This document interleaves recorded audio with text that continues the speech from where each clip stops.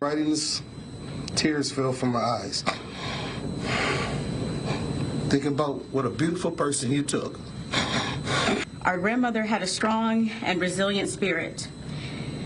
She will not be present for our milestones, but we stand strong and determined and triumphant in ways that you could never fathom. We find strength in knowing that her legacy will outlive you. You will simply go from a name to a number. You will be herded like cattle. You will be shut away from the world. You will not enjoy family events. You will not enjoy outings with friends. You will be nameless and faceless, and we feel sorry for you. You gonna come to our city and decide you don't like black people. We love our kids. We never go in those neighborhoods and take people out. Don't do it. Wow, good morning and welcome to the National Newspaper Publishers Association's Let It Be Known. And what a scene at the courthouse in Buffalo yesterday. And I tell you, even the judge understood why those family members were so emotional and the outburst happened. In fact, that young man almost got a deserved beat down. We're going to talk about the racist Buffalo shooter who was sentenced to life in prison yesterday. We'll tell you more about that. Also, why isn't Congressman Matt Gaetz being prosecuted? Well, it's apparently isn't because they didn't have enough evidence. We're going to discuss that. And baby bonds are being proposed in Congress as a means to generational wealth, particularly for African Americans. We're going to discuss why baby bonds, some want baby bonds to make a comeback. And Tyler Perry is donating $750,000 to help low-income senior citizens who live near his movie studios in Atlanta. The reason he's doing it is more than about charity. We're going to talk about that too. But first, the Buffalo shooter has been sentenced. We discussed that with Terry Sanders of the Omaha Star and Auntie Nakia Cooper of the Bayou Beat. Good morning, ladies. Good morning. It's good to see you both. Look, we saw at the very top of this program the emotional sentencing hearing for the 19-year-old admitted racist who shot and killed 10 Black people at the top supermarket in Buffalo last May. One man charged at this defendant, if you want to call him that, and chaos ensued when the sister, and we heard some of the victims, the sister of Catherine Massey. And Catherine Massey, by the way, for those who don't know, was a member of the Black Press, and so a dedicated member too. But the avowed racist gunman Peyton Gendron sat in that courtroom. He did later, during his statement, offer an apology, claimed that he had been watching things online and he got upset. He realizes now that it's wrong to have shot 10 Black people to death. Terry and Nakia, you see the raw emotions in that courtroom. What went through you guys' mind? We see this all the time, but what happened in Buffalo yesterday was totally understandable. The judge really went after him afterwards too. She said to the young man who tried to attack him, "You gotta calm down. I understand." And then she went after Gendron and told him how unacceptable his apology was. I mean, the judge tore into him, which was nice to see. It was good to see. And, the number of people that were massacred grocery shopping. The one young lady said her grandmother went to buy seeds for her garden, and that garden was never planted. I like what she said, that you're never going to get to hang out with your friends or do anything else. And sorry to say, he ought to get the beat down when he gets to his new home. because he ain't getting out. No, he's not. He also, Nakia he still faces 27 federal charges in relation to the shooting, which he could get the death penalty. Could get the death penalty. And I think that he definitely could. Do I think that he will? I don't know. Because now if he was a person of another color, of course he would get the death penalty, right? But what we have here is a young man who says, I didn't know, I didn't realize, right? Now all of a sudden, not all Black people are bad. You took these people's lives. There's nothing that's going to ever bring them back. And I just thought it was so powerful what she said. One of the people said, you are now going to be nameless and faceless, and their legacies and their memories are going to outlast yours. He's going to be nothing but a number. That was powerful. You'll be nothing but a number. And so I just think that when I watched that, when I saw him, it was an Edward Norton film, and it was like American History X, and he was a racist that goes to jail. Yes. And then when the Brotherhood turned against him, then he was, befriended a Black man, while he's in there washing underwear. So it's one of those things that I see. Welcome to your new life. That reminds me of you remember the movie Stir Crazy, Richard Pryor and Gene Wilder. You want to wash my socks? I don't want to wash your socks. But Judge Susan Egan, Erie County judge, says there is no place for you or your ignorant, hateful, and evil ideologies in a civilized society. There can be no mercy for you, no understanding, no second chances. The damage you have caused is too great, and the people you have hurt are too valuable to this community. You will never see the light of day as a free man ever again.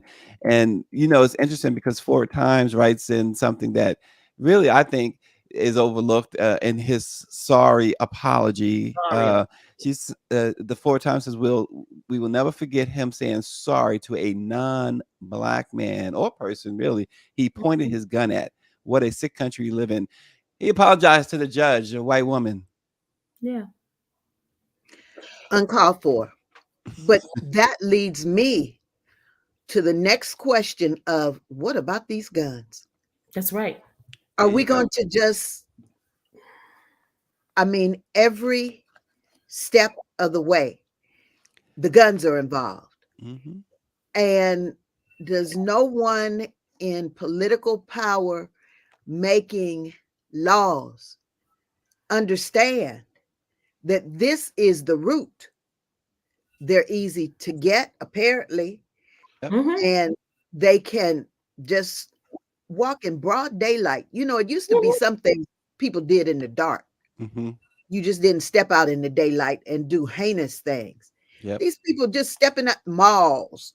You're going in the mall in the middle of the day.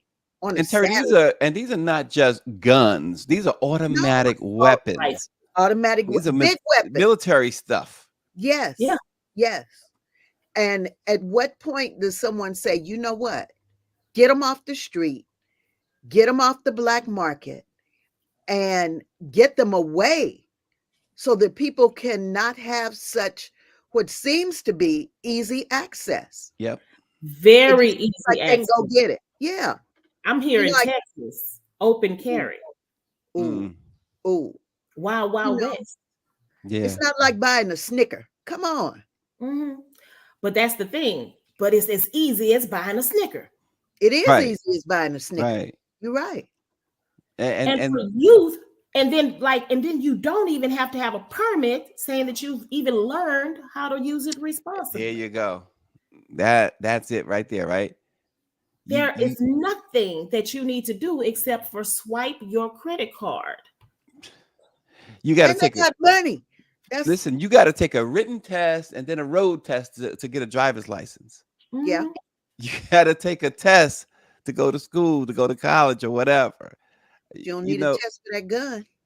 Nope. Like Nakia just said, you can just swipe the credit card. Swipe a credit card. And in most cases, it's their parents. Parents are Mm. giving their children guns as gifts. Mm-hmm. What Mhm. world do we live in? And look, Defense class. Terry and Oh, rifle.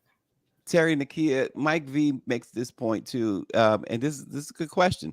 He says, "I'm curious to know when they are going to go after the parents now, because it was the father who got him the gun in the first place. How did he afford body armor? Who else did he communicate with?" These are questions that I think are legitimate questions. Remember, this guy was hundreds of miles from, but he actually took out a map and looked online too, by zip code. Where were the most black people by zip code? Use And census data. yeah, census data. And then he goes into, as you pointed out, in broad daylight, early in the day, in a supermarket. And who shops during the week in a supermarket in the middle of the day? Who does? Oh, The the black victims in lady. this. Oh, right there you go. Most of the victims were older Black black ladies. women. Mhm.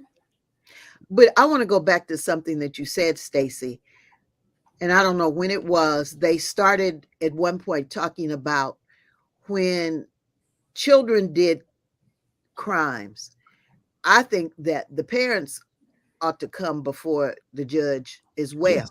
Yes. And maybe they need to Austin share Cooper is cell. saying. Yes. I don't think that they get to be scot-free, because that's what it sure looks like. You know, if his daddy bought that gun, then he needs to go click with him right in that cell. Right. He really does. You remember don't the think little he should Michigan know. shooter, the little Michigan school shooter with his parents. His Mhm. parents, they called him in. Like, you could call the parents to court for truancy, right? You don't want to, when there's anything that's involving, hey, you don't come to school, they don't get extra money for his, with the lack of attendance. You call the parents to the carpet. But when little Johnny is messing up in school, you're not doing anything about it. There's so many different red flags. Look at the little 6-year-old who shot a teacher. That was Yes. the first teacher that, that child targeted. They said that the child actually choked another teacher out, a 6-year-old. 6-year-old. Who's His at tail 6? all the way home, and then whoop his parents. And that's the thing. We are not holding parents accountable for their Nope. children's actions. And the parents, oh, I never would thought he would do that. Every time, you notice every last one of these shooters, you go straight to the parents and they say, well, we did know that he was doing this. And yes, he was getting up, but I didn't think that he would use it. Of course, you didn't think that he would use it, but you didn't do anything to stop him from obtaining it or from having it. Well, in this case, too, at this Buffalo shooting, this guy had a whole manifesto, right? He had been writing things for a long time. The parents didn't get any wind of this at all, that he was going to or potentially could do something like this. You know who's living in your home. You know should. your child. You know your child. Yeah. Yeah. You Wow. do. Well, it goes back again, the gun issue. I don't care who's been in power, whether it's Democrats or Republicans, this issue remains a problem. They have refused to do anything. I mean, we know why. We know why. It's all about the dollar bill, y'all. It's it. That's it. Right? The gun lobbies and the NRA, they are filling the pockets. We see the members of Congress, Lauren Boebert, I always mention her, but she is front and center with. She walks around with her guns. She poses. She takes Christmas cards with her and a little family with guns. Yeah, it's not right. Yeah, big game. And Bobby Henry of the West Side Gazette says this too, Nakia. Why not charge them with conspiracy and complicity? Yes. Because conspiracy is a serious charge. Now you're talking about RICO. The racketeering statute that you can get 20 years for. That's right.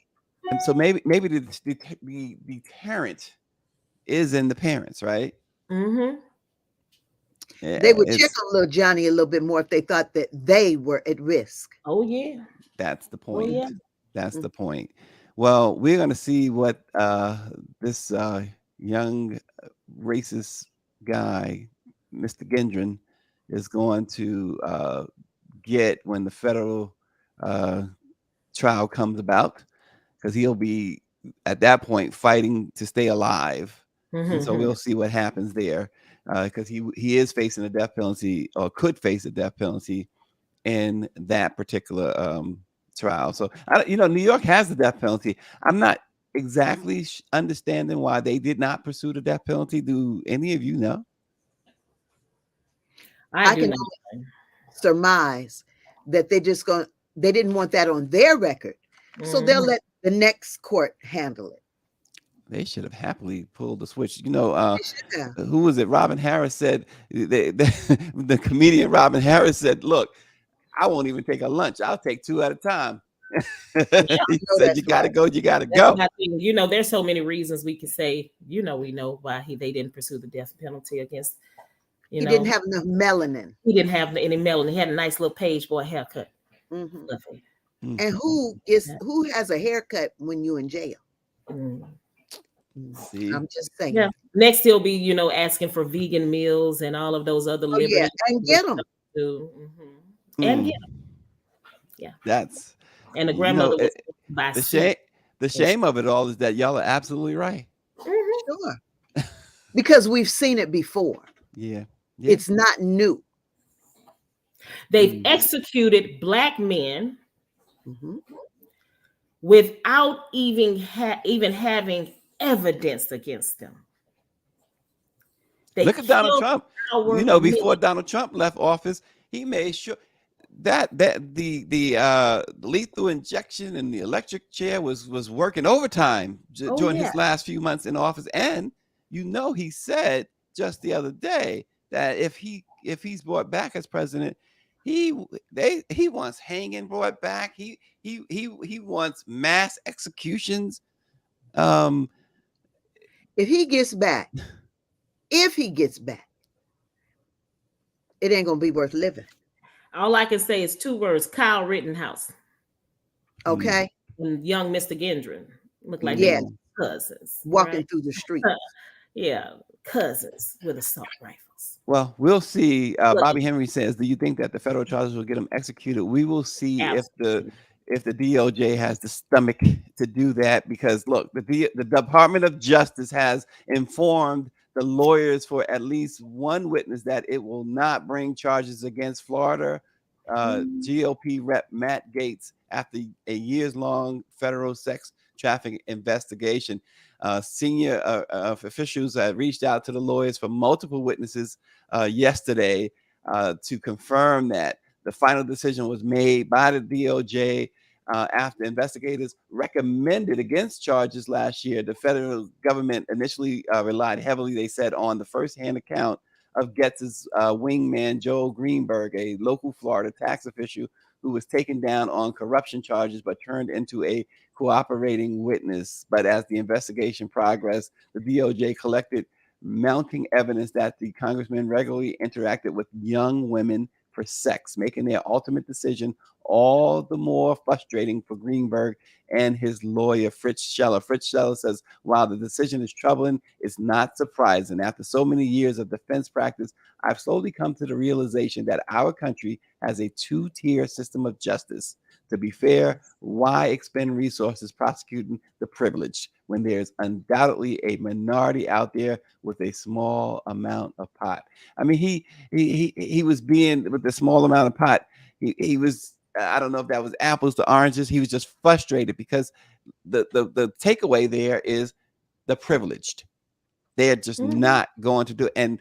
And so what hope with Matt Gaetz, who it's so interesting because his reaction to not being charged, you would think would be one of exhilaration, right? One, he seems so it's a relief, but it's almost like, whew, I got away, I dodged a bullet.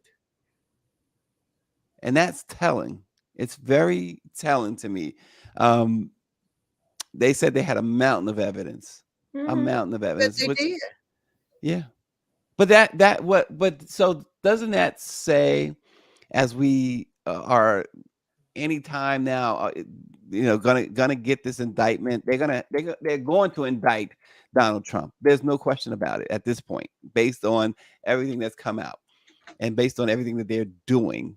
But does it seems to take away any type of for those who want to see Trump prosecuted successfully, takes away any hope that he will uh, undoubtedly be prosecuted. Uh, I don't know. I'm thinking right now that, and please, I don't know. It's coming. Sometimes I can get spanked for what I say, right? But that's okay. I'm okay. I'm here for it. Seems like, white political men in power, hey, an indictment is just a badge of honor. Yes. Just Yeah, a because badge of that's honor. It's just, you liberal. just earned your stripes. You got it. And Yep. we got your back. Yeah. We got your back, unless you're a Democrat.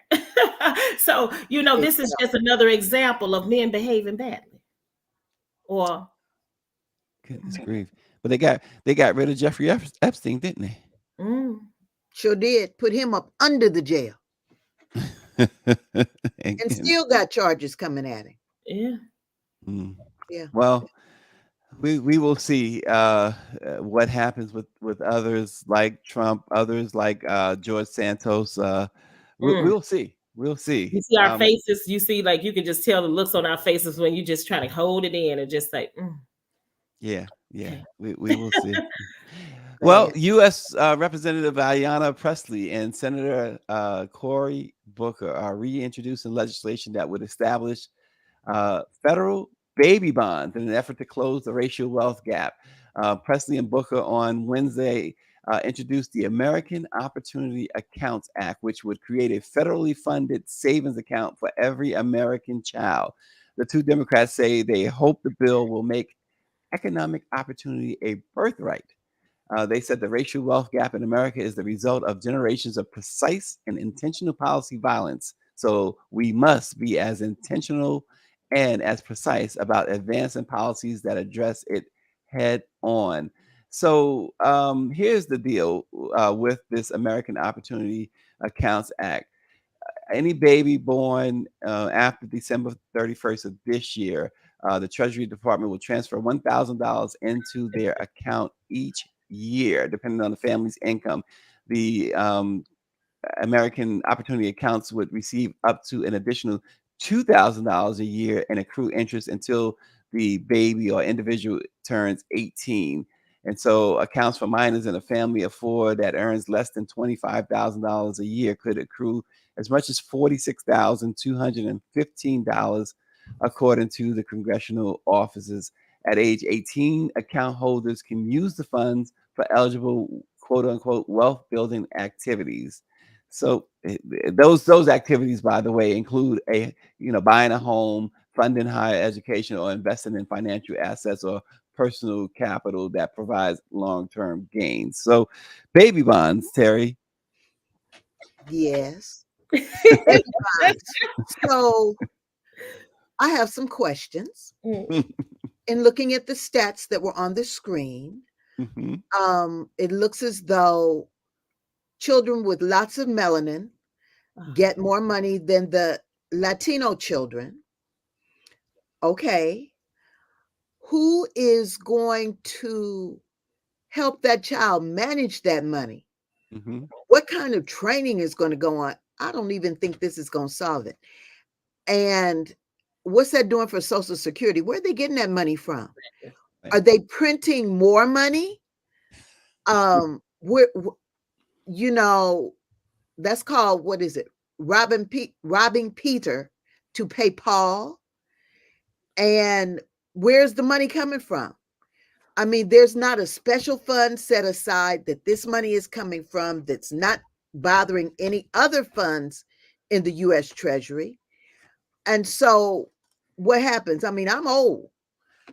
I seriously doubt that when it's time for my Social Security, that there will be a pot of gold at the end of the rainbow. I think it's wonderful that we're trying to plan for the children. Who says those children are going to live to 18? And what happens to the money in that account when little Johnny dies at 16 of gun violence? There you go. I love to take it back to that. And then I say this is just another one of those bills that's going to go to nowhere. And while it is noble that they are putting this in place and making sure that they are, and hey, I appreciate it. I appreciated Ayana and Corey. This is absolutely a great idea. But honestly, we already know it is not. Because guess what? We haven't addressed, like we said, Social Security. You have people who still don't get the proper Medicaid and Medicare benefits. You have student loan. The debacle of which the bill starts. I mean, it's approved and then it's not approved, and then you start to submit for those courtesies, and then hey, it's all on pause, right? This is basically one of these kind of I get it, the baby bonds, in a snarky way. If I was to be just like a little bit I like what you're saying, but it's the Gerber grow up plan that they send you in the mail that is not going to go anywhere, because the people in power are not going to allow it. They cannot even decide, on if Bubblicious bubblegum tastes, is it hard or is it chewy? When they're holding sessions, they're fighting so much over small things. We will never get to this. It would be great, but it's not going to happen because they won't let it happen. Yep. We still have so many children that the parents can't even get the babies in Head Start programs. Yeah. Right. Mike V says financial literacy is part of the act. It is, but as you said, Nakia, there is no path for this to pass. And it's almost, and it's not a slam against Ayanna Pressley or Cory Booker, but it's almost as if these politicians, they throw things out there just for the soundbite, because it sounds good. They get good press out of it, and they can go back and say, look what I tried to do. This has absolutely no shot of pass. And as you mentioned too, Terry, look, you have congressmen and senators, particularly in the Republican Party, that want to get rid of Social Security for older Americans, that want to get rid of Medicaid for older Americans. What makes anybody think they want to do this? That they have a chance to do this? They don't. But it sounds good. It sounds good.